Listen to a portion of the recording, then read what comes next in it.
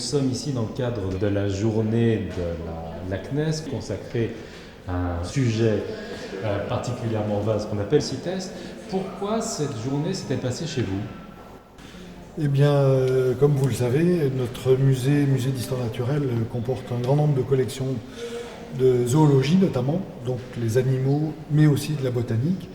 Et une grande partie des collections sont touchées par les réglementations CITES, la réglementation internationale d'ailleurs, et nationale également. Et en quoi est-ce que cette réglementation intervient dans le cadre de la gestion du musée, par exemple ? Ça intervient notamment dans le cas des acquisitions, puisque à chaque fois qu'on veut acquérir un objet, on est obligé de se référer à la réglementation, et notamment à la réglementation en termes de protection de la nature. Ce qui fait que toutes les acquisitions, quand on fait une acquisition, on doit vérifier le statut de l'animal et vérifier s'il fait ou non l'objet d'un CITES. D'accord. Quel est le rapport que le musée entretient avec les experts et ou les marchands ? Alors, en général, on a assez peu de rapports avec les marchands, mais avec les experts, c'est assez fréquent puisqu'on est interrogé régulièrement pour avoir des expertises, pour faire des expertises, soit sur des oiseaux, soit sur des animaux, des mammifères, ou tout autre animal qui pourrait faire partie des CITES.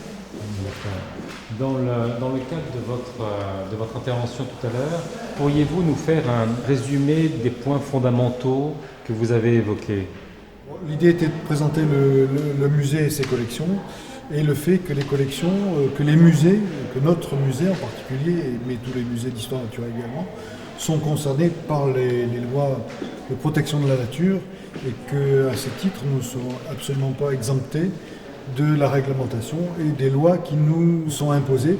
Et donc, en tant que musée d'histoire naturelle, en plus, on veut être absolument exemplaire à ce niveau-là pour la protection de la biodiversité. Est-ce que vous y arrivez ? Alors, vu que nous avons des collections énormes, c'est extrêmement compliqué, mais à chaque fois qu'on fait une acquisition,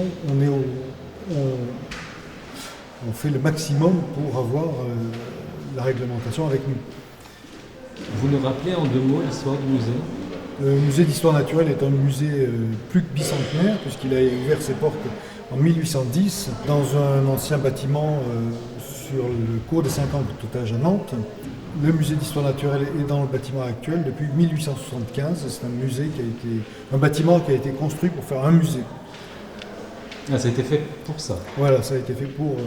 Avec quelle idée derrière ? C'était les Lumières, l'idée c'était une idée encyclopédique, post-révolutionnaire, ouvrir la science au plus grand nombre, mais aussi faire l'inventaire de la biodiversité. Enfin, on ne parlait pas de biodiversité à l'époque, mais faire l'inventaire du monde vivant et montrer au plus grand nombre la diversité et la complexité du monde vivant.